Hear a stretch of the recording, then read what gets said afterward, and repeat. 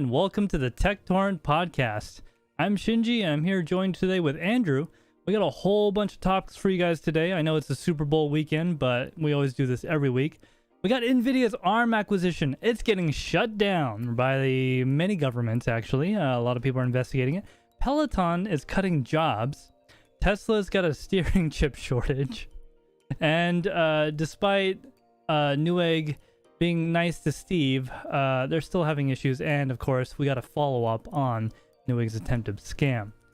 All that today on the Tek Torrent Podcast. And as I said earlier, I am joined with Andrew. Let's see here, Andrew, we should be able to hear you now. Can you hear me now? I can hear you. Let us know in chat if the music's too loud or you can't hear either one of us, because we usually know right away, but sometimes I'm not paying attention. In chat today, we got MC, we got CPP Tech. How you doing, CPP? I saw you in Discord coming in earlier. Thanks for joining, by the way. MC, how's it going, brother? All right. To start things off today, I wanted to, well, actually, it's not my idea. This was Andrew's idea. He wanted to talk about what's in our Amazon shopping carts. So, I guess since it's your idea, Andrew, why don't you hit me with what you got?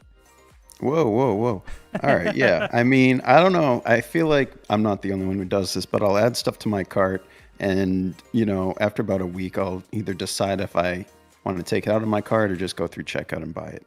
So it's kind of just like a queue of things that I may or may not buy. So right now, I'm looking at some SODIMM memory for my laptop, thinking of upgrading that. And NVMe SSDs as well. So my laptop only has one SODIMM and the rest is soldered, unfortunately, but it would still allow me to upgrade to 40 gigabytes of memory from 16, which is still, you know, pretty good. Considering I have a 6-core CPU, it's not gonna... 40 is an appropriate amount, I think. This is your new laptop, right? Yes. Yeah, yes. Okay. So I figure while I'm in there, I'll probably do the SSD as well. It's got a 512 or a 500, whatever it is. And that's kind of what I'm on the fence about. I'm either going to do a 1 terabyte or a 2 terabyte. And I just don't know which way to go. I think the 1 terabyte's probably enough for like 90% of situations, because... Well, the main thing is I don't want to have to run an external drive on this basically for any reason. I don't want to fill up the OS drive entirely. But it's not like a workstation laptop anyway. I'm not going to keep a ton of files on here. I'm not going to keep a ton of games on here. But it's sort of just like, do I want to spend the extra $100, which is about what it costs to go with a 1 terabyte's roughly $100, a 2 terabyte's roughly $200. Is it worth the extra 100 to just like never think about it again? That's where I'm at. I don't know. So my opinion, go with the bigger drive, man, because then you'll never not need it. Yeah, 2 terabyte is absolutely enough for my use. 1 terabyte's probably enough, but it's that probably that kind of slows me down. I mean, realistically though, this is your portable small laptop, right? This is not your main rig.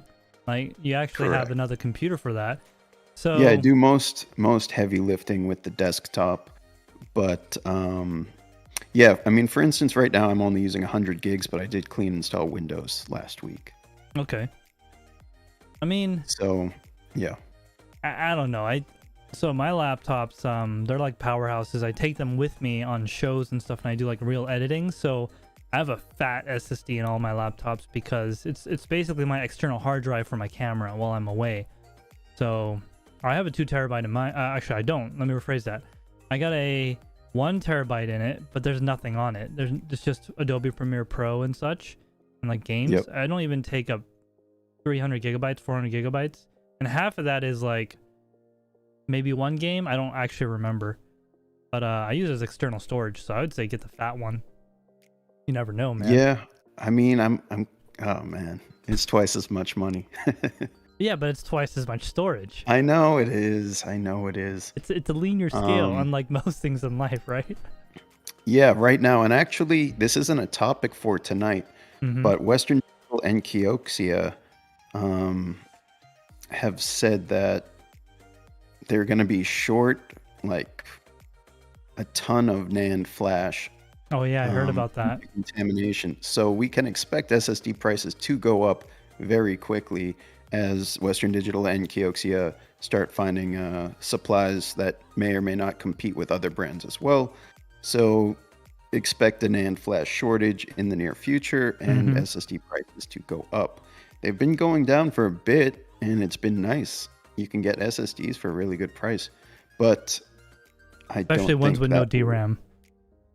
Yeah, that too. But in general, I mean, it wasn't that long ago we were paying like a good amount of money for like 240 gigabyte SSDs, and now we're spending like $200 for a 2 terabyte. It's crazy. Yeah. But yeah, so I'll probably be pulling the trigger on this in the next few days anyway. I don't know. Anyone in chat, you want to let me know? What do you think? Should I go 1 terabyte SSD in my laptop or 2 terabyte? Help me out here, because Shinji's not a good influence. I'm a very good influence. He always says to go with the most expensive thing, no matter what it is. I don't say the most expensive thing. I just the best value. Okay, all right, you know. We have CPPC Tech saying Inland Platinum and Premium are good. I agree with that. I have the Inland 2 terabyte Premium as a secondary drive in my desktop, and I've had that thing for like 2 or 3 years at this point. I got it at Micro Center, and that's gone through like 3 or 4 different builds, and that thing's bulletproof. I was using it as a primary drive until I ended up going with the 980 Pro in my desktop. Yeah, 980 Pro. Yeah, it's nice. I don't need anything that stout for my laptop, though. I'd probably get something like the SN750 Western Digital. It's a good drive. It gets a little hot, but it's a good drive. Either that or the Sabrent Rocket, probably. I actually use those in my personal rig. Yeah, I had a couple 1 terabyte Sabrent Rockets that I got rid of just because they were 1 terabyte. But while I had them, they were nice. We got some new people in chat. Okay, go ahead. Yeah, no. Hopium Jesus says 1. Brian S says 2. MC says 2. CPPC Tech says he's running the 2 terabyte Inland. Oh, man.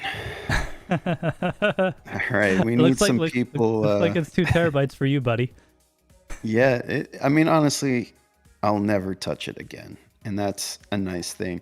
And same with the memory. It's got 8 gigs soldered, and right now it's got 8 gigs SODIMM. I'll throw in a 32 gig SODIMM, take me up to 40. And if I do that in the 2 terabyte, it means I'm never opening this laptop again. I never think about it again, which is nice. I don't see anything wrong with that. Convenience, buddy. Yeah, because I don't want to always, I don't want to get the 1 terabyte in a year from now and be like, oh, that too might be useful now. So yeah, because then you're spending even more money, right? Then you got a 1 terabyte in. What are you gonna do with the 1 terabyte drive now? You're gonna have to throw it away. You're saving money now by spending more. Yeah. Okay. So next question would be, this laptop has 2 M.2 slots. Should I keep the 500 in there as an OS drive and have the 2 terabyte as a secondary, or just image the drive, throw it right on the 2 terabyte and have that be the only drive? You know what I'm going to say? What? I think you can tell what I'm going to say, right? Don't even tell me to get it two terabyte drives. Why not have 2 in there and make them in RAID 0? I don't think I can do RAID on this laptop anyway, which is a good thing. I think you should use it as an OS drive. That way your system's kind of splitting the data, and like if you're doing like a heavy transfer, it's not slowing everything down. One drive is being bogged, the OS is still operating flawlessly. I've had problems like that on client computers where there's like, oh no, everything on 1 drive. And then they'd be doing like a camera dump or something, and the whole computer just like chugs because it takes a lot of data. Yeah. What about you guys? If it were a 980 Pro, then it might not make as much of a difference, but I'm probably going with something with like a 3500 megabyte per second read speed. Yeah.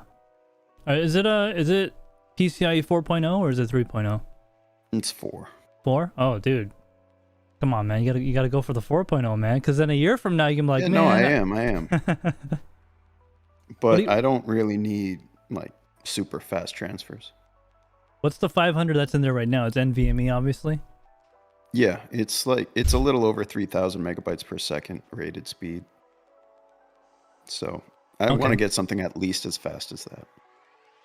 I'd say, yeah, the 2 terabytes, realistically, you're going to probably use that as bulk storage. So I wouldn't get anything too expensive. Something with some DRAM cache, definitely. Otherwise, it's going to be it's not going to be your NAS, right? Yeah, they got 2 terabyte drives as low as $145 on Amazon, but that's not, I mean... What, the Intel 6600, the 660p with no DRAM cache? That doesn't have DRAM cache? I think it doesn't have... It has like 1 megabyte, maybe, a couple kilobytes. See, that's surprising because Intel used to be like the king of SSDs back in the day. They were I'm speaking about their edge cheapest compared one. to everyone else. No, I know now, but still. and they... what's that stuff called? Optane. Oh my god, that died so hard. It was sad. But it's just too it's too fast that it's unnecessary. It's like Toyota trying to sell Corollas that go 300 miles an hour. It just doesn't need to exist. Well, on top of that, the whole idea behind Optane was use Optane to speed up your hard drive, right? Well, now our hard drives are fast as Optane, so yeah, they started out as like improve your old crappy computer with this quick fix.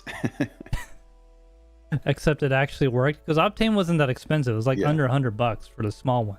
Back in the day, though, it was like 16 gigs. It wasn't much. Yeah, I mean, it was basically an expansion of memory almost. So CPPC Tech says keep both. I run dual on mine, 1 terabyte and 2 terabytes. See, you need to upgrade the other one too. I get 3,500 on my 3.0 on my laptop. Yeah, so I mean, there's your answer, Andrew. Get both. You need to upgrade both of them. I don't know. Honestly, I'm leaning towards just going single drive 2 terabyte. I don't know. The thing that kind of bothers me is that like a ton of programs will default to a C drive location, like whether it saves automatically to documents or its own folder. There's so many that like automatically save there without prompting for you to select a file directory. So I don't really mind that. It's just annoying when I have a smaller OS drive and a larger secondary. So I think I'll probably do 2 terabyte OS and everything, and just Put everything on one. Yeah. That is not the way. No, I think it's fine. I think it's totally fine on a laptop. On a laptop, when we're maybe. Talking, yeah. Especially when we're talking NVMe storage. Like, even if it's doing multiple operations, it's going to be really fast. Yes, but I'll go ahead. Yeah, no. Okay, what else? I was going to read chat here. Brian go ahead. Brian S is asking, where are you mates from? I'm from Britain. No, I'm joking. I'm from this, this stupid place that we ran to when we didn't like it there anymore. United States of America. America. Yeah. Where are you from, Andrew? Yeah, I'm in the US as well. If you can't tell, we are brothers. Yeah. 100%. We were we've been together since we were born, so exactly. We're identical twins. Yeah, I mean, I know people get kind of confused because our hair's different, but I mean, I don't know, it must have been a genetic thing. Yeah, I mean, I just cut mine shorter. Yeah, that's all it really is. When we have our hair the same way, they can't even tell us apart. That's true. People have told us that. Yeah, no. So, okay, what is in your Amazon cart, Shinji? And also, if you're in chat and you have some stuff in your Amazon cart, post it in the chat and we'll talk about it. We'll talk about, if we would buy something like that or not or whatever. Yeah, make sure you post the title though. Don't put the link because then the YouTube's going to get mad and like ban you or something. So no links, please. Okay. Oh, Jay-Z is in chat. How you doing, Jay-Z? Jay-Z is one of our rare Bronze Plus members in our Discord. So thank you for being by. John Germain has showed up as well. How you doing? You've been around for a long time. He says, I bought Intel PCIe SSD and didn't know old computers will not boot Windows from a PCIe drive. Oh, yes. So some of them don't, even though it's the M.2 drive or whatever, some of them don't like the NVMe. Some of them won't work on it. So you got to be careful about that. Like really old ones at this point. Well, he's saying PCI Express SSD. I interpret that to mean yeah, okay, like a PCI slot. Express. Yeah, slotted drive. Never mind. Yeah. Yeah, those are fast. They're really good drives, but they're not typically OS drives. You know what I like about just a quick note on that. You know what I like about the slotted hard drives, the slotted NVMe drives? There's one thing that they do that I like the most. I can hit that thing with a 3000 megabyte transfer and it will never dip. It's like solid 100% for hours, right? They never like throttle. Like they don't have DRAM cache. I think they are DRAM. I don't know what they do, but it basically never fills up its buffer. They get kind of hot too, though. Yeah. So Amazon cart, guys, let us know what's in your Amazon cart. So me personally, what I do, I go look at things, I add them to my cart, then I click save for later. Because if you do that, it'll give you an alert. Like when you log into your account, on the very top, it says important messages about items in your cart. 2 items in your cart, blah, blah, blah, has changed price. And it's kind of like a stock for me. So if I add like a, I don't know, I'm looking at this lens right now. It's a 12 to 24 millimeter G4. I'm sorry, f4 lens. It's a cheaper one. It's $1,300, but when it goes down in price, I'll get an alert saying that the price changed. So as of right now, this second, I have various things. I got a magnetic stirrer, obviously, for making cocoa. That's what it's for. Magnetic? A magnetic stirrer. Do you know what that is? What is it? What does it stick to? What does that mean? So it looks like put it on your fridge and you just walk up with your cup? No. So imagine something that looks like a hot plate that you would put like boiling water on, but it's not that. It looks like that device, but you put like a beaker on it and you put a magnetic pill in it, like a plastic coated magnetic pill, and it stirs things with no actual physical connection to. There's a device inside that spins and it transfers the magnetism through the glass and spins the pill for making hot cocoa. Well, if you get that, you might have to show it on a future stream. Oh yeah, definitely. It's awesome. So I got one of those in there right now. I got a Sabrent 500 gigabyte Rocket 4 Plus. So it's their newest edition. Why would you want something so small? So I had this elaborate idea of putting my OS on that and nothing else, and I never took it out of my cart. No, that's a terrible idea. It's a horrible idea. And your OS on it, you should get the 2 terabyte. And a few other notable things that I have in there. What's that? Yeah. I was just going to mention two more things. There's some truth to that, just because the 2 terabytes, the bigger the drive, usually the faster it is because they use more chips. So the quickest OS drive would still be a bigger drive. Yeah, exactly. And one thing I do have in my cart that I will put into live chat is one of these babies. It's a Sony full-frame cinema lens. It's a FEC 16 to 35 millimeter with a T rating. This is special. It's a cinema lens. It doesn't have an F rating. It has a T rating of 3.1, which is roughly equivalent to 2.8 aperture. It's kind of expensive though. It's it's like $5,000. So that YouTube money isn't that good. Is it autofocus? Oh yeah, it's got autofocus and manual focus and powered focus. So you can do a really smooth, like ultra smooth focusing and ultra smooth zooming. They're all powered. There's a motor that attaches the bottom that turns the gears. It's got a gear already thing. Got the gears built in. Yeah, it's a cinema lens. And the last thing I have in my cart is a battery. It's a giant like portable battery that's 2400 watts.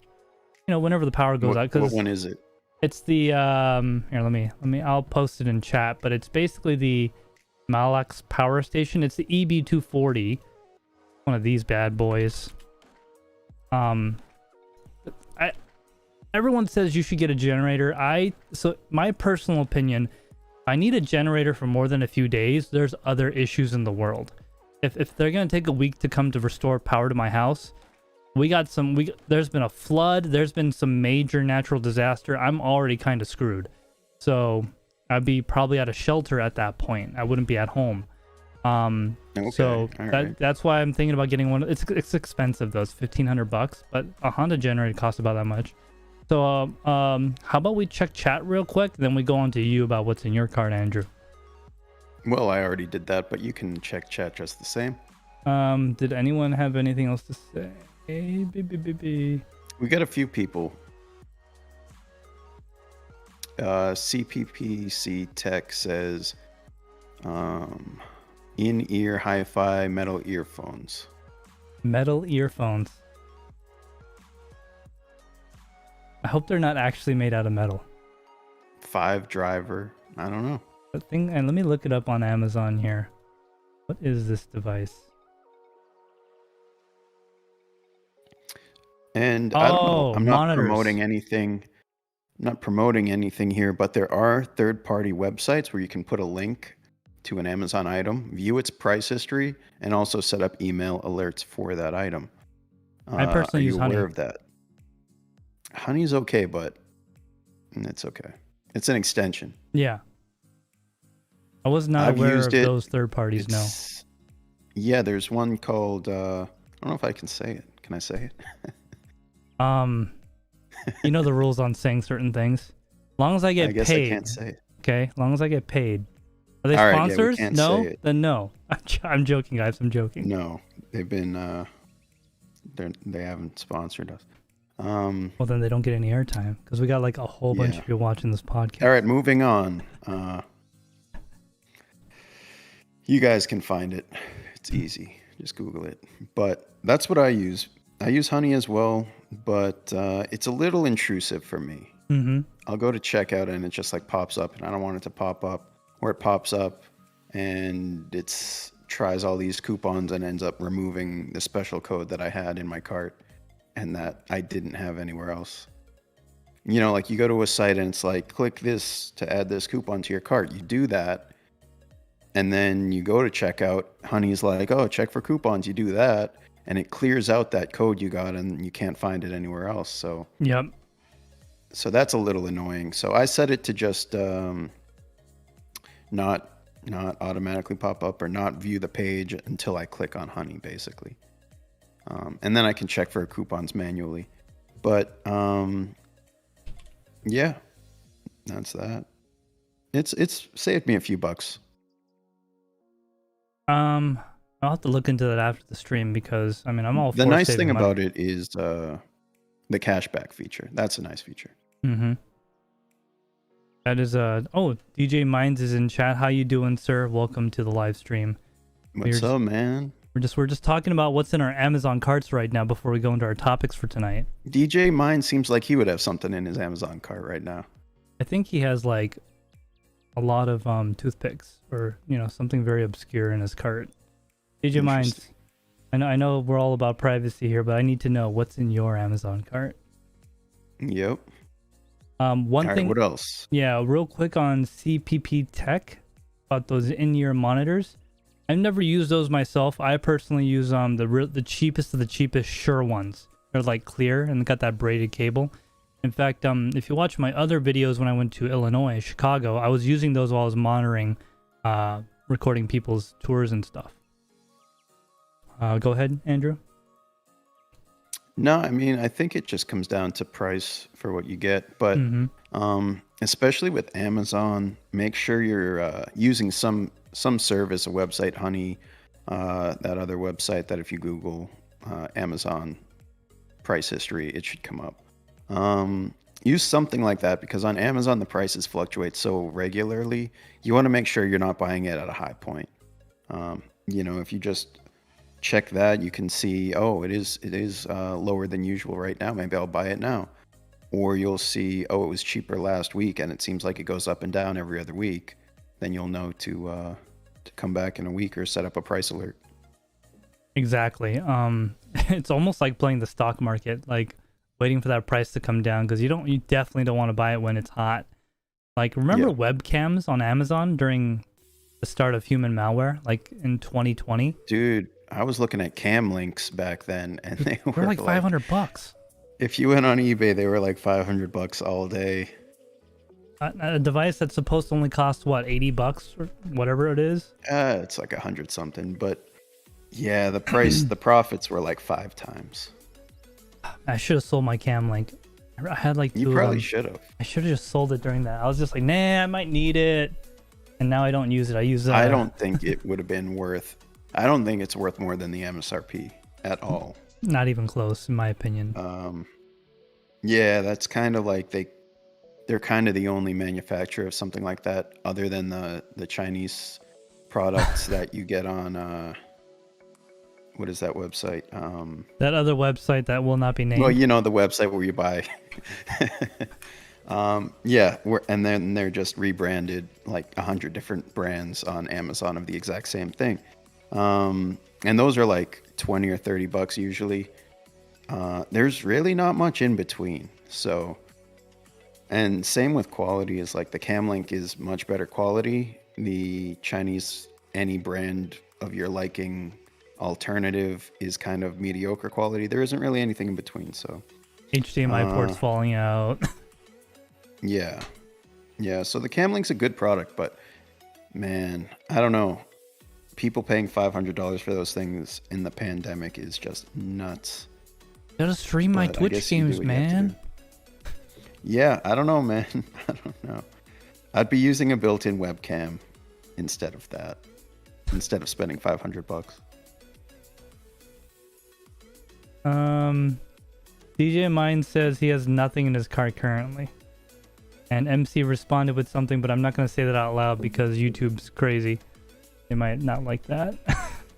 Why? All he said is he has a bunch of... Oh, wait, no. Yeah, Andrew. Never mind. We're not going to say those things, unfortunately. All right, so let's... you want to move on to our topics for the night then? Yeah. We'll come back at the end. Why don't we talk about some of our more recent tech purchases? Yeah, actually, let's do that before we go into our topics. I totally forgot about our tech purchases. All right. Yeah, let's do that first, week. Actually. In the last week. Yeah, tech purchases from the last week. Do you want to start it off? Because I know what I'm going to talk about. Oh, man. I'm trying to think. I just checked my phone because I got an email. And it reminded me of another tech purchase that I made that I forgot about. Let me think. What do I have? Well, what I did purchase this week was an Nvidia Shield Pro. For those that don't know, it's a device. It's like an Android TV device that hooks up via HDMI to your television. TV. You said it's Pro? Basically the Nvidia Shield Pro. Okay. Nvidia Shield TV Pro. Okay. I think is the full name.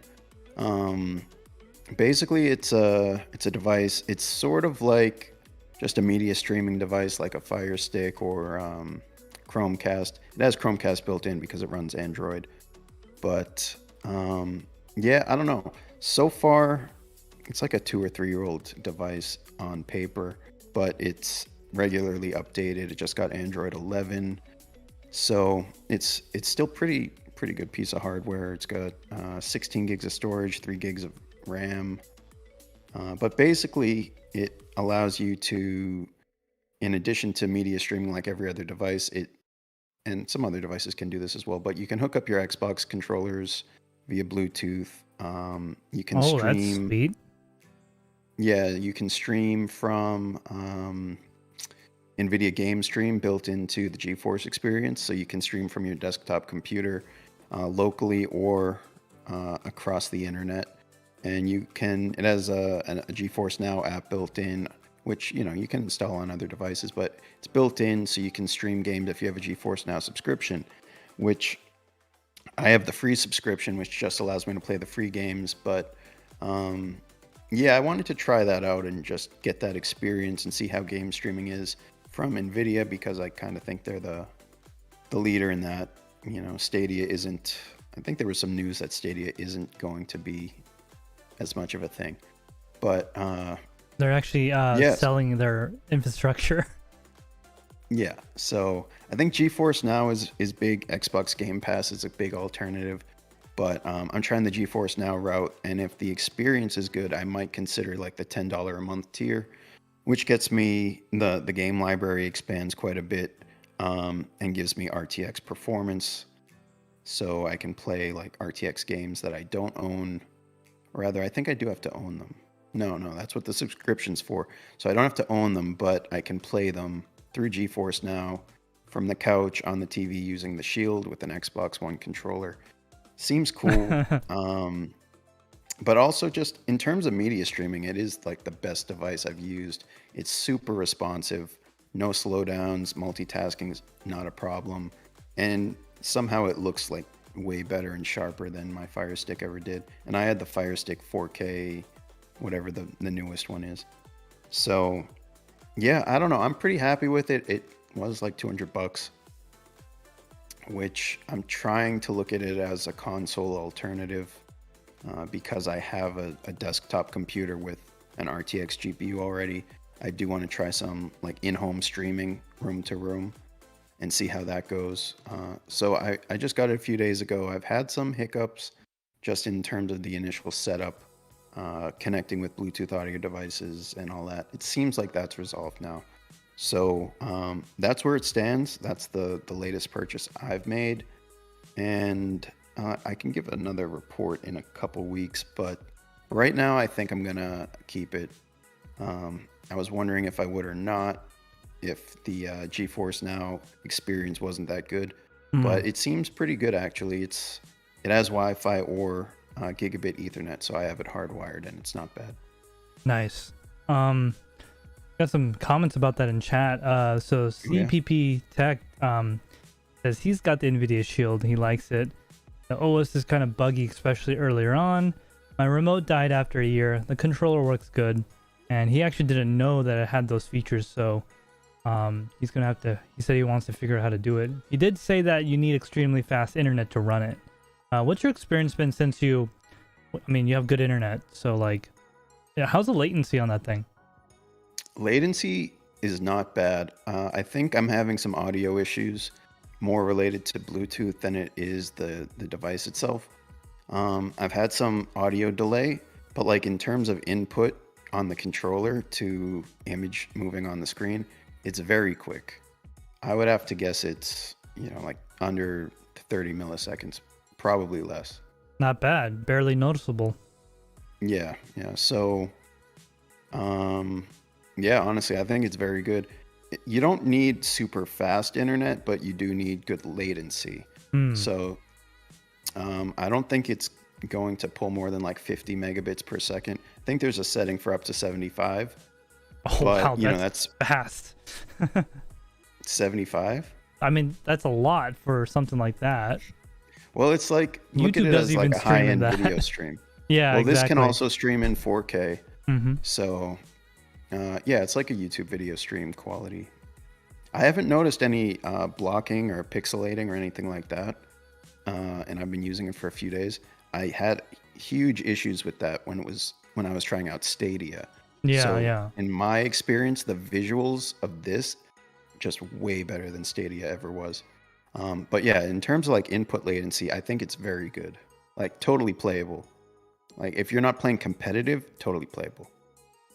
I mean, so like there's a lot of games that you would want to just play on your couch that don't really require latency things. Like if it's an FPS, then that's definitely a problem. Maybe. But like I like playing FPSs occasionally on the couch with a controller. If I can go to my desktop and play keyboard and mouse if I want, but occasionally I'm just playing more casually. I'm not going for the leaderboard or anything, regardless. So Destiny 2 leaderboard. Yeah. I'm not a big fan of that game, to be honest. But oh, okay. Well, then I'm afraid we're gonna have to terminate your internship at the TekShinji Media Group. Sorry, it's been a good All run, right. but think of this as other opportunities are opening up. No, I'm joking. Makes sense. All right. No, but I think there are plenty of games where a little extra latency isn't a problem. Honestly, though, I think in my experience, I have fiber. So I think my latency, even through GeForce Now, is probably as good as some other people's internet providers that don't have fiber. Yeah, exactly. You said it's the Nvidia Shield Pro, right? Yeah, Nvidia Shield TV Pro 2019 edition. Yeah, so I actually have not kept up with their Shield technology stuff, so I didn't know they were making better and newer versions of it. Did they make anything since 2019, or is that the latest thing? No, they that's got? the latest one, and there are not rumors of a new one coming out, or I would have waited. But people say a lot of good things about the Shield in general, even like the Shield tablet or the older models. One thing that I'm not thrilled about is they sort of advertise that the Shield TV Pro specifically can operate as a Plex media server, and I was absolutely going to take advantage of that feature until I set it up and it doesn't work. And apparently that feature broke in the latest update earlier this year. I think it was last month. And a fix has not been published yet. So that's a little frustrating. I thought it was user error, so I was going through installing it, uninstalling it, resetting the device, and then it turns out it's a widespread issue. So would you say that, you said it was how much, $200? Yeah, $200. Okay. We got some people in chat that are kind of commenting on that. So Fixation 500, thanks for coming by the way, says, that console alternative is horrible? Stadia. What console alternative is horrible? Stadia. Yeah. I was actually there when they launched that for primetime at PAX East, and man, it was very apparent that it wasn't that great. And the people at the booth were trying to cover it up by only allowing you to play certain games where you had to wait between turns where latency wouldn't be an issue. That's actually where I played Destiny 2. Was the first time I was trying out Stadia. Yeah. One thing I will say about what Google might have done right is that the rendering, basically DLSS or whatever it's called, it was pretty good. I couldn't tell that it was not being rendered fully, but it looked really nice. There was a little bit of color shifting and weird stuff like that, but for a game, if it's not latency required, it was fine. Yeah. CPP Tech says, my Stadia went back in the box the first week. LOL. All right, so we have some fans in the chat.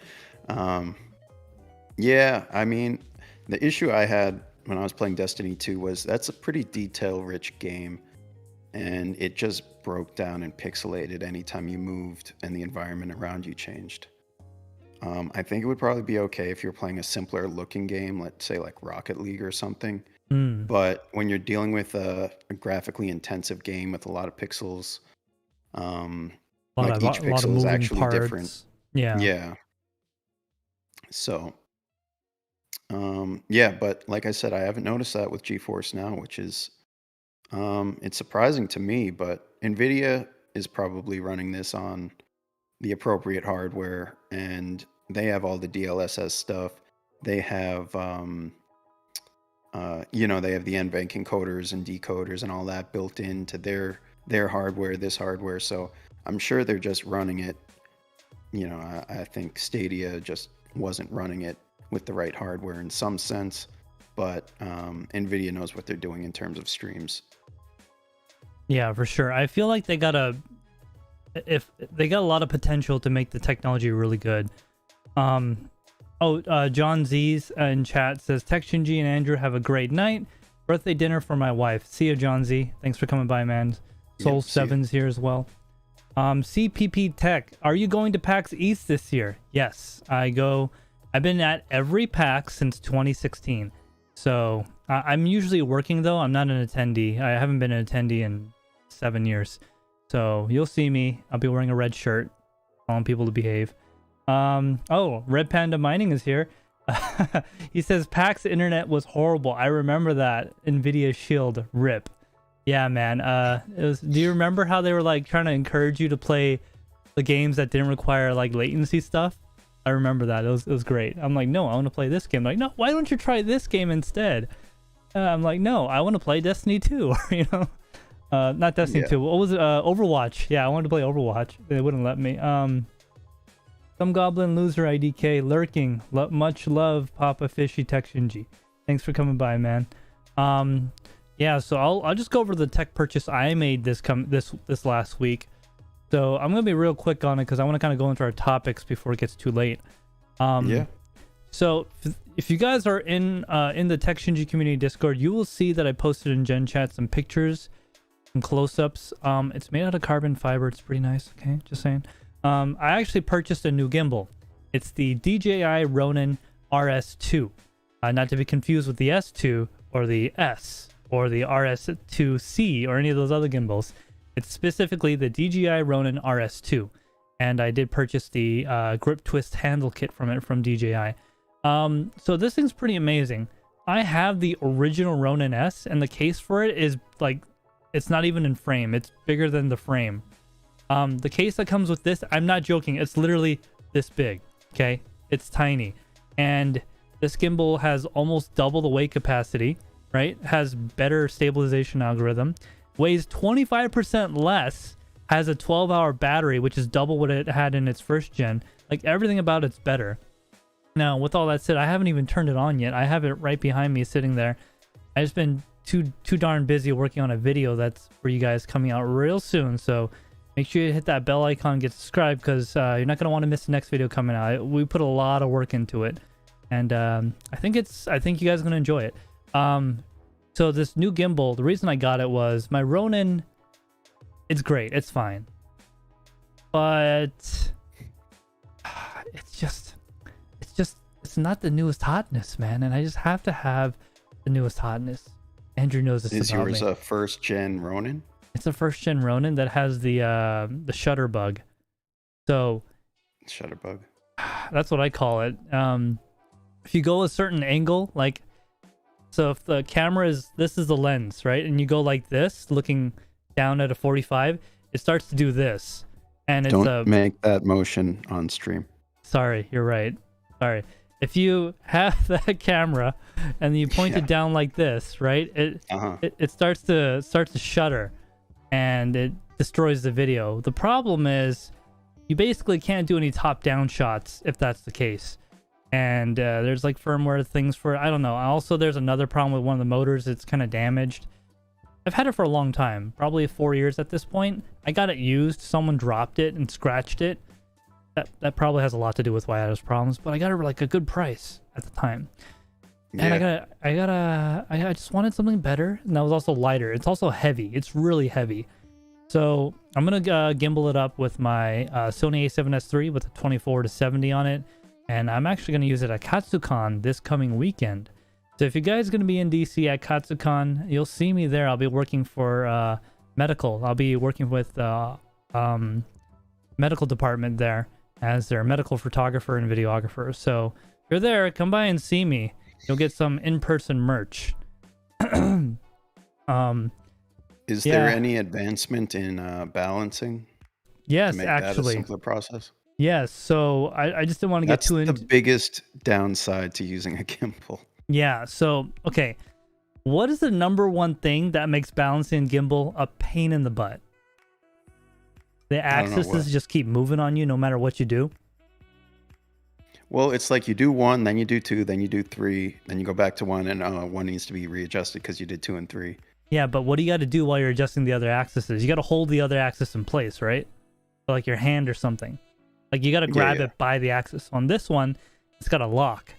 You could lock it in any position you dang well please, which is also great for transport, because then you just put it down and you don't have to like worry about going whoa as you're moving around, right? To balance it, what they've done to make it easier is, first, it has axis locks on all 3 axes. 2, it's got so you basically get it close, you lock it, and then you can use a twist knob to fine-tune the position. It's like a worm gear on the bottom. So that's really nice. And it's got auto-tune and all that good stuff. This particular gimbal... Auto-tune? Like for vocals? No, like auto... I forget what it's called. Auto-balance? Auto... Yeah, so it tunes it. Even if you're a little bit off... It does the fine-tuning after. Yeah. If you're a little bit off, it'll compensate for it. But if you're too far off, it'll give you an alert. It also has an LCD screen right on it. So you're not freaking trying to figure out what mode you're in by looking at LEDs. It's just better on. So the thing I really liked about it has something called hyper smooth or something like that. And what that does is it increases the wattage to the motors to give it like extra oomph and superpower to make it ultra smooth. Like it's actually very strong. It kills your battery, but it gives you that dolly gimbal on a slide super smoothness. Does it have app control? It has app control and it has on-screen LCD control as well. Okay. One last feature about it that I'm really am looking forward to, it has something called the Raven Eye attachment. Basically a little box you put on the bottom. You put your camera's HDMI feed into it before it goes into a monitor or whatever, and use the picture from the camera to track subjects. Okay, kind of like Sony's Auto Track. You could get it. Wow, that's pretty good. Yeah, so like imagine I was filming this remote, right? I got my gimbal on it. I don't have to use my thumb and like precisely control anymore. I could just tell it to track right here and then move the gimbal around. It'll do it for me. So that alone, yes, that's cool. Yeah, that alone is like a big feature. Let me look at chat real quick. Oh, go ahead, Andrew. Yeah. No, I've always really liked DJI's products. I've flown a few of their drones, and yeah, they put the tech where it should be. So the drones have had sort of like target tracking for a while and like automatic flying, and it's cool to see that coming down to the gimbal line. And with that, what was it called? Raven? The Raven Eye, yeah. The Raven Eye? Yeah. Yeah. That's really cool. And it's features like that are going to set it apart from other gimbals that, you know, make it worth more money than some alternative. Yeah, I mean, it's honestly, guys, it's not that expensive, like for what you get. Okay, it's a lot of money. It's a lot of money, but it's not that expensive if you compare it to like professional stuff, right? It's $1,000. Okay, but you can get. Yeah. So I got the refurbished or whatever it's called. It's brand new. It came sealed in plastic, like never opened. I got it for $850. The pro kit with the Raven Eye, the follow focus, all that good stuff. $850, and honestly, that's not a lot for what you get, in my opinion. Just me personally. I did spend another $150 on the arms that come out like this. That way, I'm not, having a very strong right arm. I want to be able to hold on to, kind of distribute the weight a little better. I'm just gonna read chat real quick. Oh, CPP Tech, awesome. Me and my wife are going. Hope to see you there. Yeah, if you see me there, come by and say hi, dude. I'll be posting and stuff, just like when I went to PAX West in Seattle. Let's see. Red Panda says, TekShinji, do the hand motion on stream. Some goblin loser. TekShinji, the hand motion. No, I'm not going to be doing that. I don't want to get shadow banned. Yeah. Oh, CPP Tech. Are you on? Are you in the States? I didn't know if you are or not. Yeah. I agree. DJI's products have been pretty decent for a Chinese company. Nothing against them, but like, it's pretty decent. Like, I'm very surprised. Like, the quality is really good. The only thing which is somewhat questionable is more regarding the apps and the fact that you're giving them all these permissions and information. Like more your specifically location. with the drones. Yeah, more specifically with the drones. But I think, I don't know.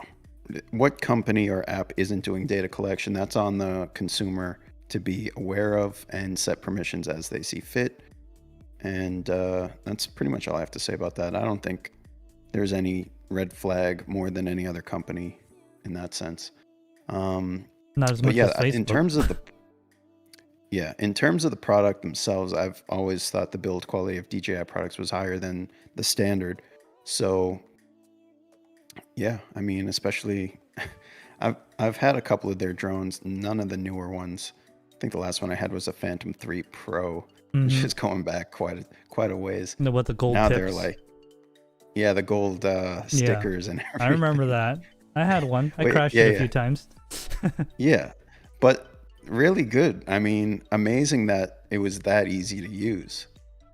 And, you know, drones were relatively, like before that, like the Phantom 1 or Phantom 2 was basically like a hobbyist drone. And then one generation later, it is like perfect.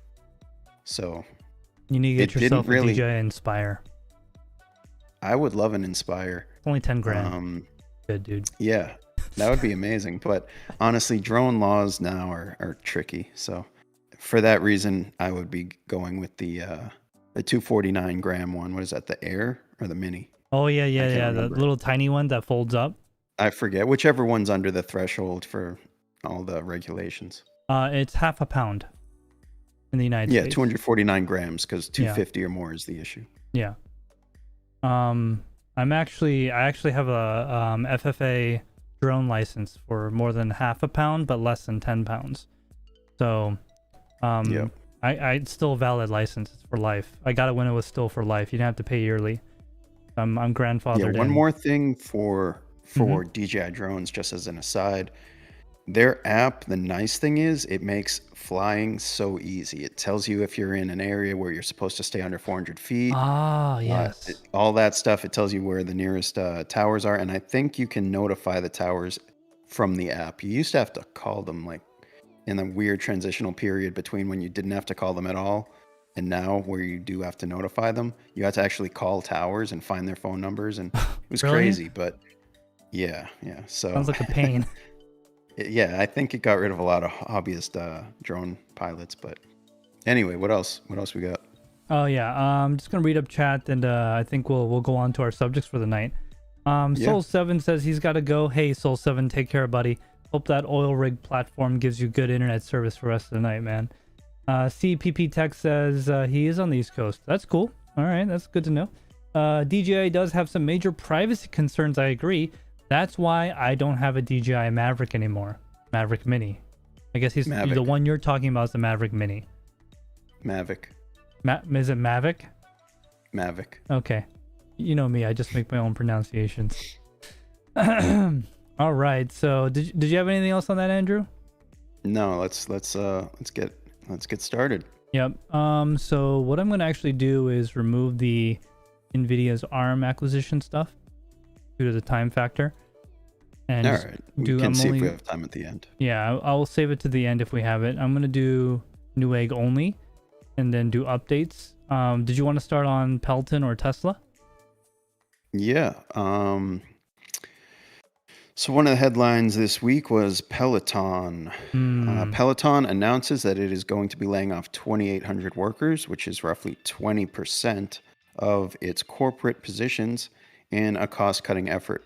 A company known for its home workout equipment, particularly the bicycles with the big screen and all the commercials that you've seen.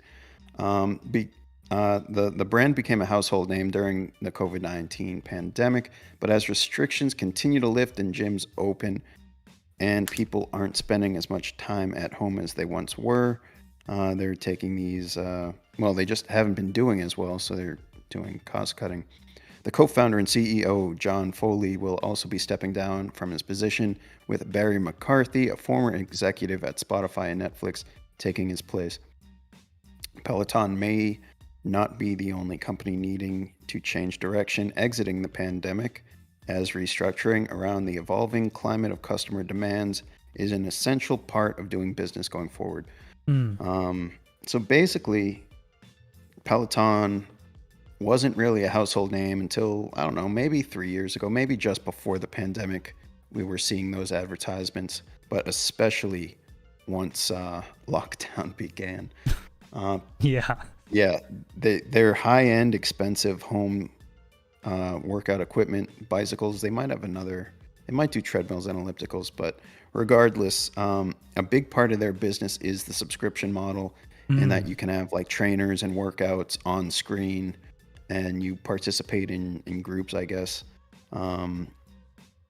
They have something like nearly 3 million subscribers, which is not a small amount.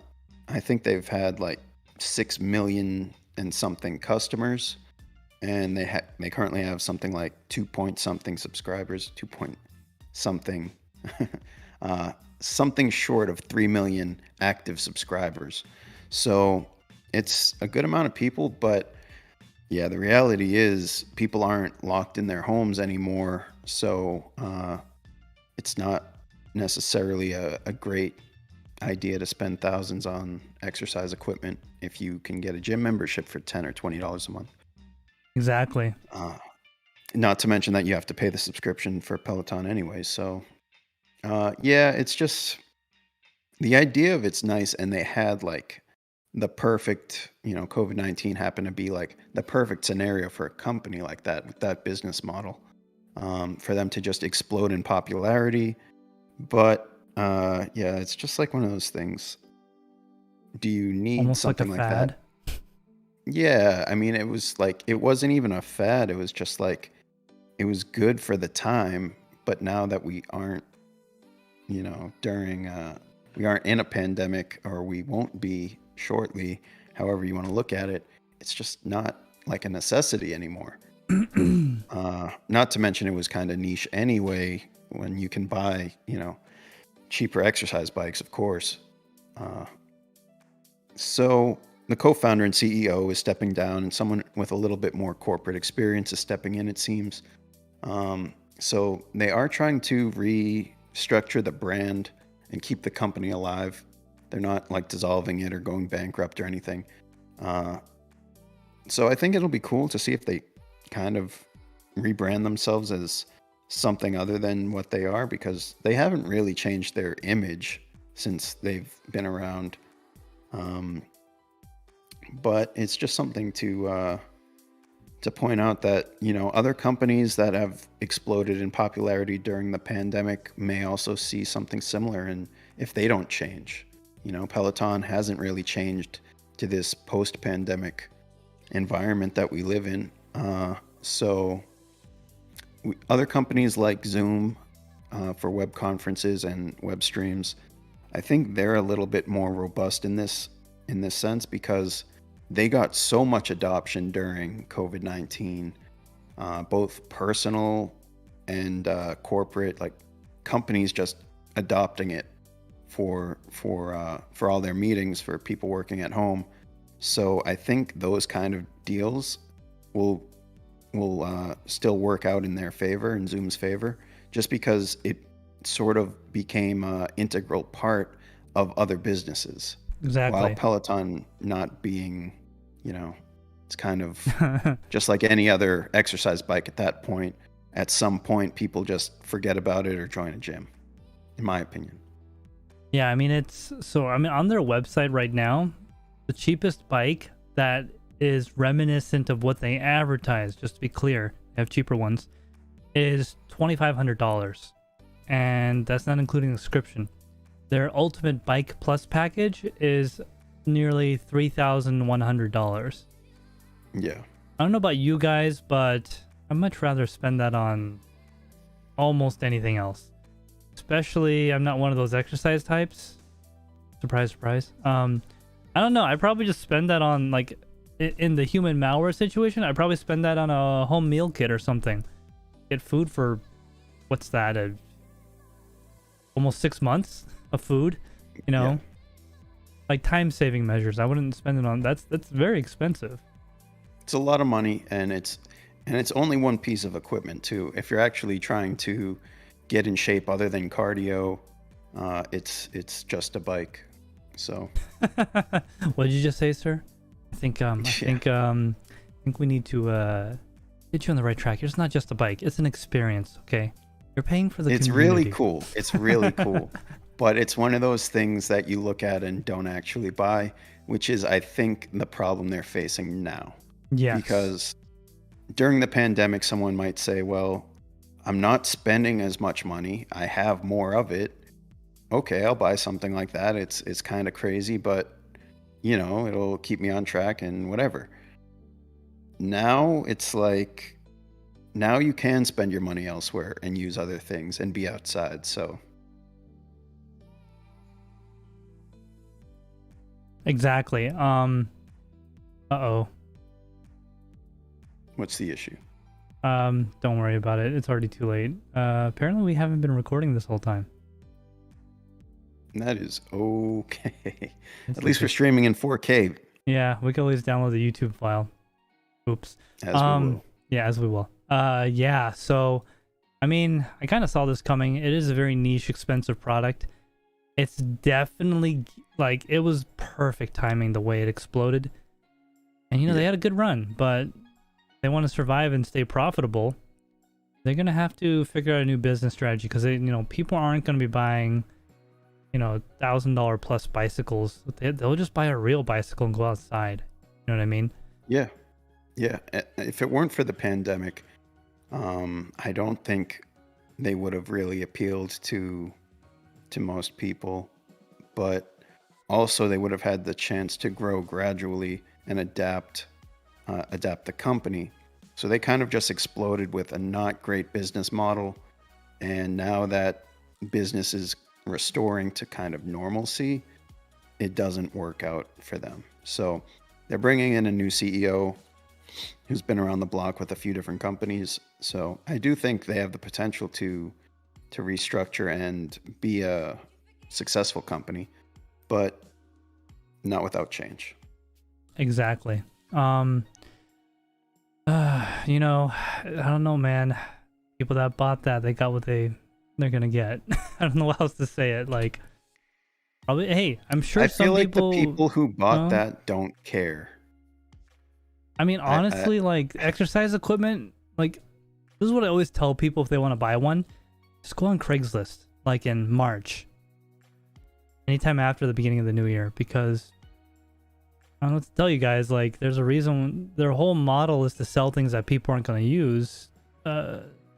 Like a small but significant portion of people. Like, I'm telling you, it's a little bit different because, is it? Well, no, I'm saying it's a little bit different, their business model, because they're not just selling exercise equipment. Oh, they're yeah, the selling subscription. subscriptions. So they actually do want you to use it. That's even worse, man. They make money if you use it. So. Well, they make money even if you don't use it, right? Because you forget to cancel the subscription and auto. But they make more money, yeah. Yeah. Yeah. I mean, good luck to them, I guess. I don't really follow that market, but we'll see. We'll see what happens. I hope they don't go under because that's a lot of jobs. At least yeah, that no, type I mean, of. Like, they're a household name. Everyone kind of knows them. They don't know them in detail, but everyone would be like, oh yeah, Peloton, right? But considering that, they're still a relatively small company with room to grow. Exactly. For sure. I'm going to look at chat real quick, then we'll move on to the next subject if you don't have anything else. Yeah, let's keep going. All right, so Fixation 500. They're talking about the tonal gym and all that stuff. But I remember those infomercials from back in the day. Those are great. They're always funny. What was the one with Total Gym? Yeah, Total Gym. And the Bowflex. And the Bowflex. Yeah, I mean those were probably Chuck cheaper. Norris. Chuck Norris was like those exercise videos. Like, wow, I could be like that. I just have to buy this thing and keep it in my living room. Yep. I mean, they weren't very light either. I know they folded up and stuff, but they're also kind of heavy. The Fixation 500 says 6 months of food. What do you eat? Okay, well, I'm just saying, like it could potentially be a lot of food, is what I mean. Not exactly 6 months. Probably me. That'd probably be about. Yeah, I'd say about 4 months of food, 3 to 4 months of food. About my rate of how much I spend on food. Not lately though, because I've been eating out a lot. CCP Tech says, good idea on buying used. It is a quality product. It's totally worth the savings. Yeah, I mean, there's always exercise equipment flooding Craigslist in like March every year. So yeah, that's if I ever wanted a treadmill or something, that's all I got to do. It's no need to pay brand new prices for all the New Year's resolutions people that are going to fail, I'm not trying to like diss them or anything. I'm just saying this is just the way it works. Yeah, especially when it comes to well, it really kind of applies to anything. If it's a quality product, there's nothing wrong with buying it used. Exactly. My DJI Ronin, I got it used, but it's brand new. Yep. So All right, moving on to the next topic. I'm going to talk about Gamers Nexus, and depending on how much time we have, we might go into one more topic. If not, we'll go ahead and close the stream. Oh, we'll definitely go on to one more topic. What do you guys think? You guys sticking with us? Should we go on to one more topic after Gamers Nexus? Gamers Nexus. Got to rally the troops. Yeah, got to rally the troops. So those of you that have been keeping up and those that have not, let me give you a quick recap.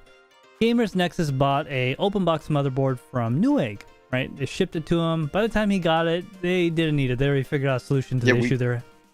We touched on this last week, by the way, guys. So there is a Tek Torrent Podcast clip on our channel if you guys want to go back and check that out. It's one of the more recent videos if you wanted the full story. But we're following up on it right now. So yeah, let's. Andrew, do you mind dropping that in chat? Yeah, I'm pulling it up now. Already ahead of you. Already on it, huh? Nice. So, yeah, just a quick review. They got a motherboard. They didn't need it anymore. They didn't even open the box, actually, when they got it. They just shipped it back. They put the return label right on the shipping box and gave it back. A couple of weeks later, Newegg's like, yo, we're denying your RMA because the CPU pins are bent. And, of course, Steve from Gamers Nexus is like, WTF? I didn't even open the darn thing. You guys are supposed to certify it's open box and fully functional. Long story short, all that happened. Steve complained on Twitter. Then all of a sudden, Newegg was like, oh crap, this guy has a following and a platform. We better like do something about it, which made it all the more worse because like, wow. So that's what you got to do to get good customer service, right? So obviously Newegg tried to fix the issue and all that. Now we're a couple of weeks after the fact and we got some history here, okay?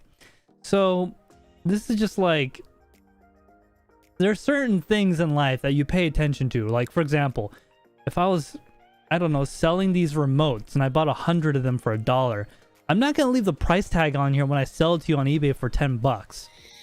Okay? I wouldn't do that. At least most people shouldn't do it. Here's what happened. They got their refund, obviously. And Newegg's been calling them left and right, trying to get in touch with them to do whatever it is, like a ex, right, that you just broke up with. They just trying to keep calling you. Not that I would know that because I've never been, but so they received the motherboard back as well, and when they opened it, they noticed there was a RMA sticker on it. So according to the history, so what they did was they called Gigabyte to follow up on the RMA sticker. The RMA sticker was addressed to Magnolia. Magnolia is Newegg, just to put it simply. So what happened was this. They called Gigabyte to get history about the RMA sticker. It turns out that in June is when this started to get initiated. They had the motherboard new. They sold it to a customer. Customer returned it saying there was an issue. And Newegg sent that motherboard to Gigabyte to get it fixed. Gigabyte called Newegg or whatever and told them it'd be $100 to fix the broken pins. Well, Newegg was like, well, screw that. Just send it back because it is their property, to be clear. They're still the owner.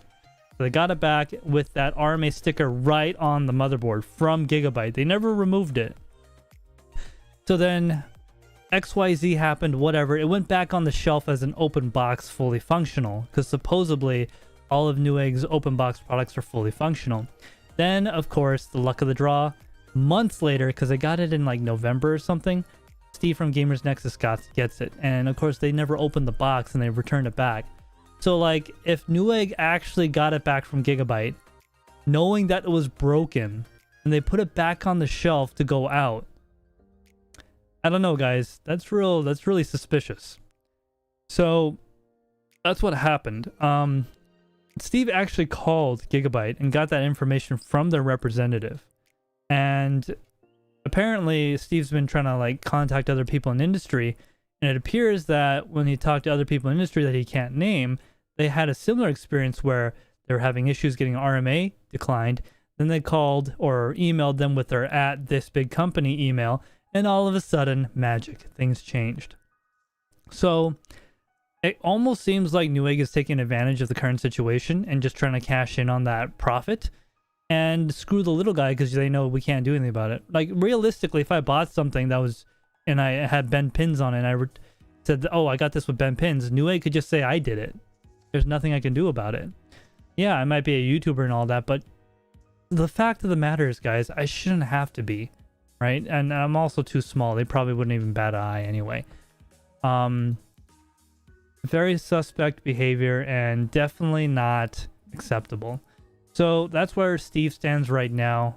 And this kind of puts Newegg under more fire because essentially the summary is this.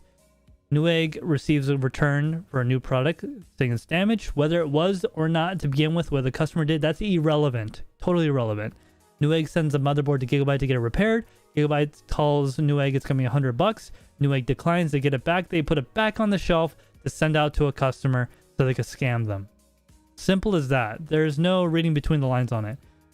This might have been a mistake. Yes, it's possible. But how often can this happen, really? Like, actually, if this is going on like that? There's a lot of people that complain about this. So, I'm just going to read chat real quick. Every time you say exactly. Every time you say exactly, I think you are saying Zachary. And I feel like you are giving me a shout out. Zachary? Am I saying exactly like Zachary? Exactly. That's what happened. I didn't know. Maybe I gotta listen to the stream and see how I sound. John Germain says yes, sticking around. CPP Tech says Gamers Nexus talked to UFD Tech about his story. He dropped the video on it today. Holy hell, it's worse than Gamers Nexus in ways. They scammed a charity and giveaway winner. Wow. That's a low blow. Man, what happened to Newegg? Is that why Paul left 15 years ago? So honestly, I don't think it's strictly a scam that they're running. I think they probably like auto deny any return, any chance they can. But I do think the RMA being put back on the shelf was not intentional. I don't think that was intentional. I think denying the return to Newegg was intentional and part of their quote unquote return scam. But also even the person at Newegg who was responsible to intake this return must have seen the RMA sticker, but yet they denied it for bent pins when it clearly showed that it was already RMA'd for bent pins beforehand. So, it's I think part of it's going to be,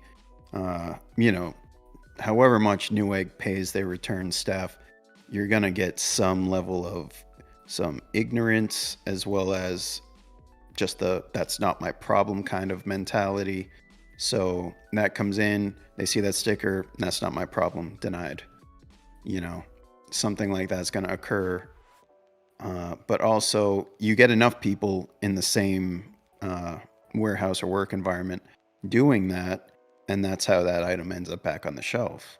So it's definitely a controllable factor, but whether or not Newegg values it enough to make changes to control that factor is the question. I don't think they'll make drastic changes. I think they'll probably make some more of a response to social media and just being blasted on social right now. But it's not really, their core value is not to take care of the customer at all cost. It's to make money. That's the way they are. And that as a core value is not going to change. Yeah, I mean, honestly, I think Newegg is going to pretend to care for a little bit and they're going to go right back to it because they're not going to, I can almost guarantee you they're not going to increase the wage for those workers that made that mistake or anything like that whatsoever. Because honestly, don't take me the wrong way here. I'm not talking as me at this moment. As a business, I don't care. You're going to pay for it and there's nothing you can do about it. Why should I spend more money to lose more money? It's simply losing money. If customers are willing to pay for stuff right now, why? I'm here to make money and I don't care about you guys. That's what it is. And unfortunately, that is how a lot of businesses operate, and I absolutely hate it. I hate it. But it's this power dynamic, and when somebody wants something, the other person that knows that person wants it could do all sorts of things because they have the power. And when it's the other way around, it's because they have the power. So as a consumer, Newegg has graphics cards, which we all really want right now. They can bundle it with these exploding gigabyte power supplies, and guess what? We're gonna buy it. And Newegg doesn't really have any reason to change, because at the end of the day, they only care about you because you have money in your pocket and you're gonna give it to them. That's their level of care. And so Andrew has a very good point that this was probably not intentional, and that, you know, this is probably not something they do normally. It probably would have, you know, it probably would have been some guy, probably not a behavior of the company as a whole. I get that, and I acknowledge that. But I think the fact that they've been having a lot of problems lately, and then their pricing structure on, you know, their products and stuff, I think that kind of says what their company's values are. Yeah. In my opinion. Yeah, I think that's transparent enough. Yeah, I just think that Newegg is one of those companies that go, oh, I lack money, and then they degrade every part of their service that's not making them money. And like, just to be clear, guys, when this world situation's over, what's Newegg gonna do? They burned so many people. They pissed off so many people, right? When we go back to a normal economy, whenever that may be, where you can just go to Micro Center or Best Buy even and buy a graphics card, why would I mean, ever go to Newegg is Newegg? probably still the first hit on Google when you type in like computer parts online. Yeah, exactly. So, but their reputation will catch up to them if they don't change it. So they used to have a great reputation. Some people still shop there because of their previous experiences. But what's going on with them now is becoming more and more of an issue. And yeah, they make it easy enough to buy computer parts, like everything you need all in one place, which is something that Amazon isn't quite as capable of doing. Yeah. You know, you can usually find stuff, but yeah, Newegg has like every motherboard for that chipset, whether it's in stock or not. But you know, they'll list every single product usually available, so you can, you know, you can build your system just by adding everything to your cart and say, okay, that's everything. I'm going to check out all in one place. Great.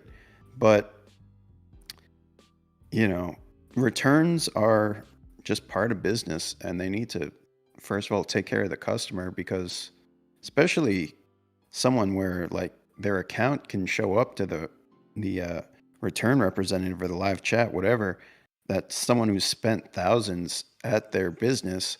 You write off a couple $100 motherboard just to keep the customer, you know. And I think Steve already said that he's not going to be shopping there whenever he doesn't have to from now on.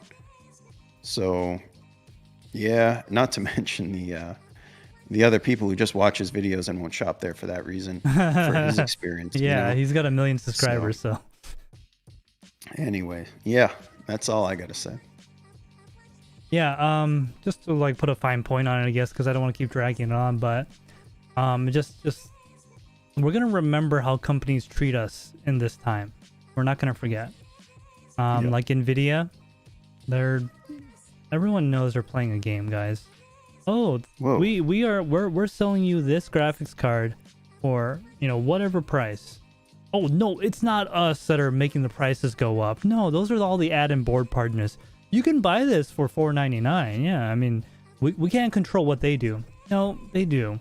If I tell you, if I am Nvidia and this is $500, then I go to Andrew, be like, he's a, you know, Andrew's cards or whatever. You go, hey Andrew, I know you want to make cards, so we'll give you the motherboard and all that stuff. It's $4.99. Andrew's got to make money too, man. He's gonna charge like more than $500. He's not gonna give it away for free and lose money, right? So Nvidia is clearly, they know exactly what they're doing, and they have plans years and years out. Newegg knows exactly what they're doing. They have plans years and years out. They're not dumb. They're all, you know, think what you will politically or whatever. It's not about that. I'm just saying that in this time, we're gonna remember how companies treated us. And I don't know, at least with Amazon, I've had a pretty decent experience. Now, there's all that other stuff about what they do with their workers and all that. I hope it's getting better. I honestly do. And I have seen reports about it. I remember in 2018, there was this report in Arizona that Amazon had ambulances on standby at their warehouse to take all the workers to the hospital that passed out from the heat. Yeah, it's not good. Honestly, I don't think it's I don't think it's that much better. I think it's the bare minimum better. Yeah. I think it's like their warehouses are the American Foxconn factories. Yeah, exactly. It's not great. Not great. And one last thing about that is, you know, I'm sorry to say it, but this is what we want as a society. I want to get my thing in Prime in 2 days for a low price. Well, they got to make that money somewhere, and it's not on their employees. So the only way we could fix that is we don't shop there, but that's not realistic. It's like saying don't go to the grocery store, you know. Okay. Yeah, don't drink water. Yeah, don't drink water because that water is made by people that don't get paid enough. Well, I guess I'm just gonna die then, you know, like, you know. Not saying Amazon is the only choice, just to be very clear. There's many choices in the industry. What topic Support did you local wanna... business whenever possible. Yeah, exactly. Andrew, how you doing on time? Let's go into Tesla. Why don't we do that? Yeah, let's do the Tesla. Andrew's gonna take this one over because he's more on a time crunch than me. So why don't you go at it? Yeah. So Tesla has actually been a featured name on the podcast the past couple weeks, but we have them in the headlines again. And I think this is an interesting topic. So Tesla is removing one of the steering rack control units in some model Teslas amid a chip shortage. This applies to certain Model 3 and Model Y vehicles manufactured in China specifically. The effect of these changes will be seen in tens of thousands of cars already being shipped around the world. But a point worth noting is that the omission of this chip will prevent Tesla owners opting to upgrade to full self-driving capability in the future, something that Tesla owners of current models were able to otherwise do without paying up front for the feature, as the hardware was already present in the vehicle, but the feature was inactive or disabled. Tesla failed to announce the removal of this chip, potentially leading customers to buy vehicles with the impression that they could be upgraded down the road, only to find that their vehicle lacks a key piece of hardware to do so. So basically, there's a chip in this car that is part of, well, it's an essential piece to the full self-driving capability of the vehicle. Now, this has been present on these models, whether or not the customer opted for that feature. So basically, it's like other companies do this too. We'll put that chip in everything, but we'll disable it for the people who don't pay for it, basically, pay for that function. And that's its own whole thing of whether or not that's good practice. Why am I, you have to pay for, this feature to be enabled, even though the car already has it. It's like, oh, that car, yeah, we'll ship it with a 700 horsepower engine, but you didn't pay for 700, so we're only going to give you 300 of those. It's, some people look at it that way. I understand that they kind of have to create price points if the cars are the same. So it's like, it's more along the lines of, we see the same thing with like Nvidia GPUs. We might have a 3090, which is a cut down die. The 3080 is the same die cut down further. 3090 Ti reportedly is the full die. You're going to get these cards as different options at different price points, but it's yields aside, it's something that they do to create price points.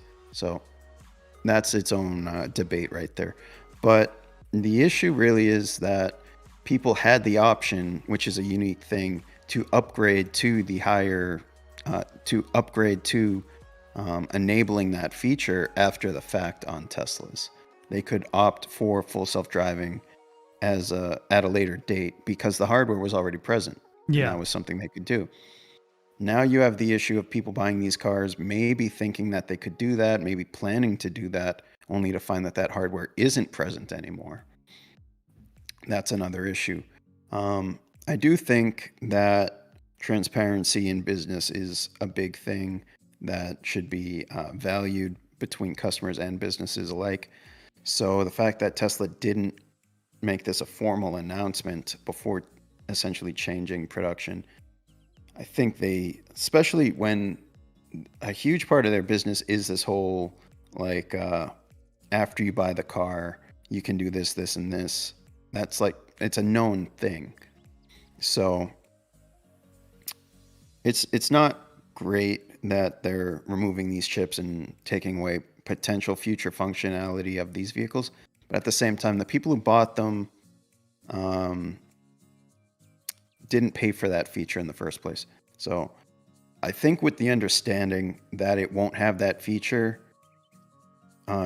people can decide if they want to pay for it up front or not.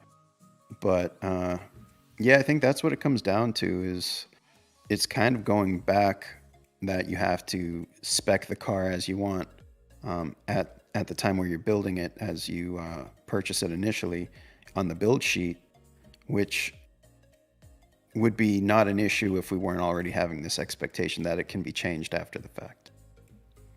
Yeah, I mean, that's a big part of their model.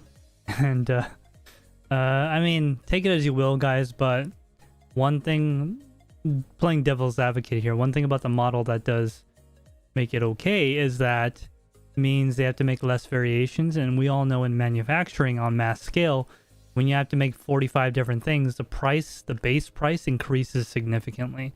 This way they can make 5 things and then the base price will be much lower. That's why with cheaper cars, like the lower cost ones, there's not very many variations on that model. Maybe color, that's about it. That's why in more expensive luxury cars, you have a lot more customizable features. That is one just good to thing. be clear, this was a choice they made due to chip shortages. Everyone's struggling to get what they need to manufacture whatever it is. Automotive industry is definitely affected by the chip shortages. So Tesla does have a huge advantage over some other auto manufacturers in that they've been making the same models for years, year after year, with a lot of their significant changes actually being software based. So they can still take the same computer off the shelf that they've been stockpiling, while a company that has a brand new model out that's facing a shortage is going to have problems that they just can't solve. But yeah, this is due to a chip shortage. So they made this choice essentially to maintain their production schedule. Yeah. So these vehicles that were ordered without this feature, they said we won't be able to satisfy these orders on schedule if we don't omit this chip. And I'm very, very sure that they're not going to charge those people that bought that car a different price than the other people that just need a software upgrade. They're probably going to do like some kind of manufacturer thing where they send them a chip. Yeah, maybe. I'm not sure. If it's just a entire control unit that's been omitted, maybe it's something they can add back in once supply is restored. Yeah. If like they a did recall want to type enable thing. full self-driving. Yeah, so you can just take it to a dealer or whatever they call it with Tesla. Yeah, I mean, just last opinion on that, then I'll be done with that, is that I understand that most people, including myself, just to be very clear, don't like getting something with something already in it that I can't use. It's mine. I paid money for this. This is physically mine. Not yours, mine. Okay? And there's a feature on it I can't use. Well, that's bullcrap. But nobody knows the actual numbers, right? On how much more it would be. Read the end user license agreement you signed. Well, yeah, I mean, if you don't like it, don't buy it, is what I'm trying to get at. Right. Is that, yeah. I would still buy a Tesla, not for retail though. Just to be very clear, I'll buy a used one for like 30% less. I know you got to go soon, get one Andrew, with lifetime supercharging. Yeah. Oh yeah. Those. I don't think that's transferable anymore. Actually. I don't think so. Yeah. They ended that. They're like, oh man, we're losing so much money. Yeah. Andrew, do you have anything else? Because we are ready to end the stream. So we're not gonna do a quick 5 minutes on Nvidia. You said you had to go at a certain time. Yeah, let's hit it real quick. Oh, all of a sudden. All right. Hey man, you got to give the people what they want. Oh, you told me it was a hard limit. You see, me and him, we fight in the background all the time, just like a healthy couple. All right, let's see here. It's sure. All right, so I'll give a quick 5 minutes on Nvidia. So if you guys remember, Nvidia was trying to acquire ARM, not this ARM, but rather AR. What is it? How's it go? How's it spelled? I think it's actually spelled ARM, ARM. It's ARM, yeah, it's ARM. They make different types of chips. So they make more like the chips in your phone. They make all the chips in Apple's major smartphones, smartwatches, things like that. They're really, really focused on like low wattage, small type things. They're based out of Cambridge, not the Cambridge in the United States, but the one in England. So Apple's been trying to acquire them. Nvidia's been trying to acquire them for a little bit. And the deal is said to be up to $60 billion, which would have made it the largest chip purchase price ever. Like ever. That's a lot of money. Now, the idea was that Nvidia was going to buy them. And, this is going to be good for the consumer because we're going to have more technology. We're going to be able to make more things and all the yada, yada, yada. Okay, but here's the thing. If we don't have ARM and all of our chips are now in from Nvidia, what reason does Nvidia have to lower the price? Because it's run by good people. All right. No, continue. Right. No. So if there's no competition in the market, we all know what happens. It's business. It's the capitalist society that rules the world. Okay? We're not stupid. No one's stupid. And apparently some people in government also thought the same thing. So, in fact, China, this is kind of funny because it's coming from China, right? They said, if they do something like this would be a big hit to the market and they would put China at a big disadvantage. Yeah, they said, you can't do that. Only we can do that. Yeah, exactly. That's why I was like so infuriated when I read that from a Chinese op-ed. I'm like, are you kidding me? What is it? Okay, sorry, political. No. Yeah, so they said no. Britain said no, and America said no. The Federal Trade Commission sued to block the deal, saying it would stifle competition, give the company combined too much control over chip technology. The European Commission also launched an investigation into the deal last year. So that is what happened, and Nvidia says, you know what? We're cool. We're not going to go through with it. Now, here's the thing. There was a non-refundable $1 billion something thing that Nvidia already gave to ARM. So, yes, Nvidia already gave to ARM to like go through with the deal. So, they get to keep that money for research or whatever you want to call it. So that's kind of cool. Well, it's not that much money, but I mean, it's a good chunk of change. You could buy like a hot dog with it or something. I don't know. So yeah, they got like $1 billion that was non-refundable, to be clear. And so yeah, Nvidia lost some money on this, but to Nvidia, $1 billion is like, that's probably how much it costs to get freaking the jacket made for the CEO there. So to update, ARM did say they would prepare for a public offering within the fiscal year ending in March of 2023. So that's going to be pretty cool. ARM might go public. They are currently not a public company, guys. If you guys didn't know. They might go public in 2023. My only problem with that is, just one last thing, Andrew. My only problem with that is that they might become bad if they go public, because now they got to worry about shareholders and not making good product, which has happened to a lot of companies. I think they'll do well, and as far as chip makers go, I think they actually are kind of they strive to do better, not necessarily strive to make more money. Isn't the whole ARM architecture open source or whatever? Yes, it is. Yeah. Well, so it is, but like, who has a machine to make chips, right? Yeah, no, I know. Apple. Yeah, they can afford $1 billion, freaking foundries and stuff. Yep. But if Apple is a good example of what you can do with ARM-based processors, they've really moved their mobile lineup to ARM-based CPUs, APUs, whatever you want to call them, and they're great. They're the main reason why Apple isn't going to be Intel-based anymore. Yep. So it seems like when Nvidia was going to acquire ARM, they were sort of going to let ARM operate as ARM under Nvidia. Yeah. So from ARM's point of view, great. We get some money, and we basically have a company above us that has no chance of ever running out of money. So win-win. Since that didn't go through, I think going public is a logical move for ARM, because it's still going to allow them to get that some increased cash flow by going public, so that they can still pursue whatever they have that they're looking forward to in their research and development and production and whatever else, taking ARM to the next stage. So with that being said, I'm a little disappointed that the deal didn't go through.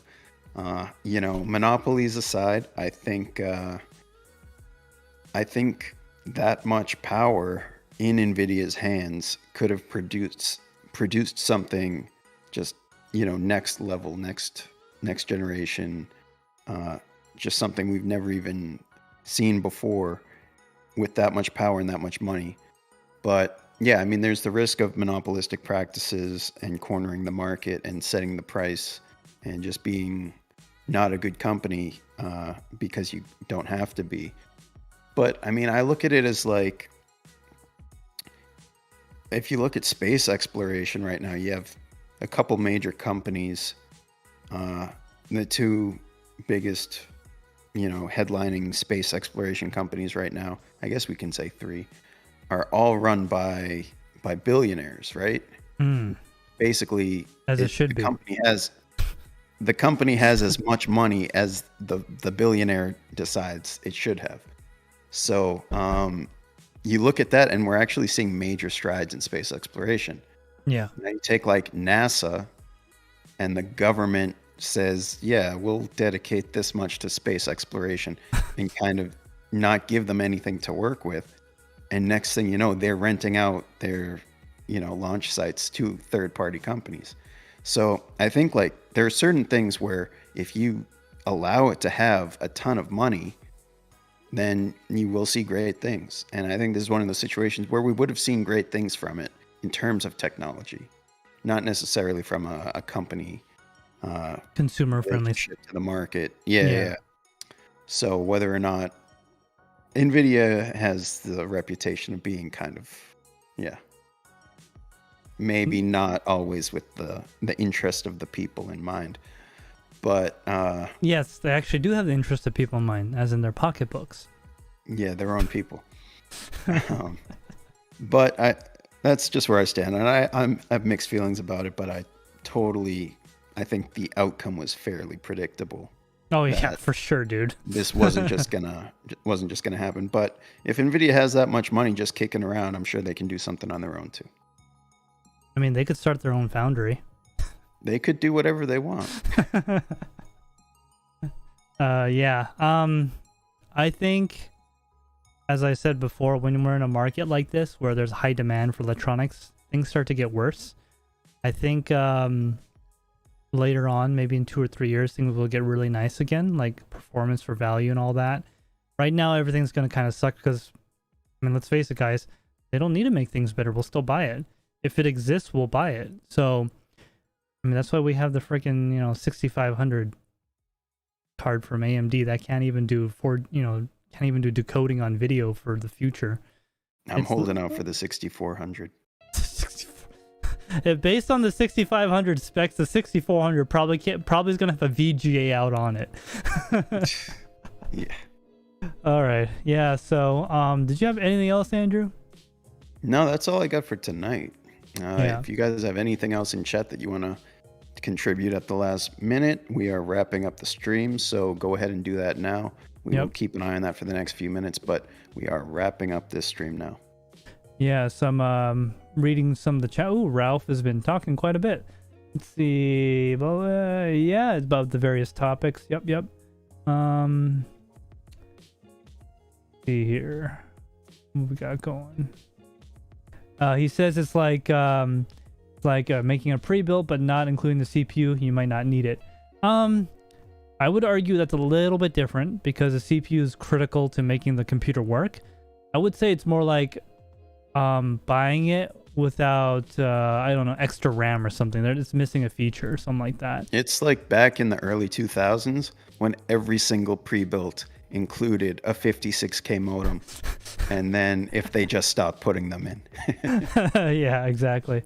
ITX Addict says the beauty of capitalism. Yeah, I mean, I don't know. I've grown up in a capitalist economy, obviously. We all have.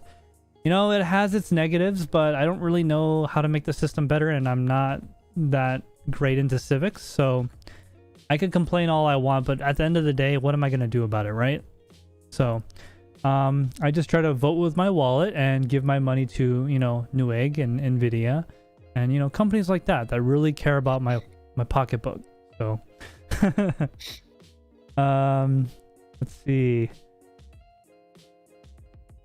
All right, that's all good. I think we got everything on no one else is really chatting that much, so Yep. yeah, all right. So just going to the closing section then.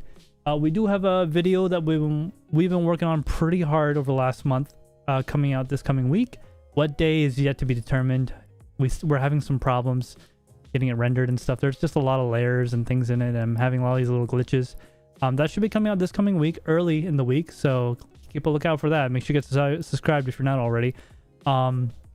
We also have our Discord, if you guys didn't know, the TekShinji community Discord. It's a great place. We had some issues with the bot earlier this week. Most of those are fixed. The critical part that lets you in, the join gate, that's all taken care of. Everything's working appropriately. There's no purgatory at the moment because that turned out to be way too difficult for like a vast majority of you guys. So I turned that all off. So it's a lot easier. It's just 2 steps. And next week's live stream may be from a different location. It won't be in this setup, that's for sure. So I'm not going to be here. I'm going to be in Katsukan in Washington. So if you guys are going to be there, come by and say hi. I'll be working there. If you're in the local area, let me know. DM me, at me in Discord or whatever, and we could probably hang out wherever you want, have dinner. So I'll be in Washington for that. And that's all I got for those updates. So if you guys have any other questions, please let us know. Let me know in chat. Let me know in the live stream. Let me know in the comments down below if you're watching the rerun. So Andrew, did you have anything else? No, but thanks to everyone who stuck with us from the beginning. So thanks a lot for everyone in chat right now. We appreciate you guys hanging out here with us, and you make it interesting for sure. We like, it wouldn't be as interesting of a conversation without you guys' feedback. So we appreciate all of you watching right now, but also especially the ones that give their 2 cents in chat. Yeah, especially those that stuck here from beginning to end and was active in chat. Thank you so much for you guys, because this wouldn't be possible without you, really, honestly. Like, I mean, we're not big YouTubers, but honestly, this is what makes it all worth it to me. Because I mean, I showed you my numbers. We don't make a lot of money, like not even enough to break even. So thanks so much to everyone. Have a great weekend, and we'll see you next week. Same bad time, same bad channel. Bye, everybody.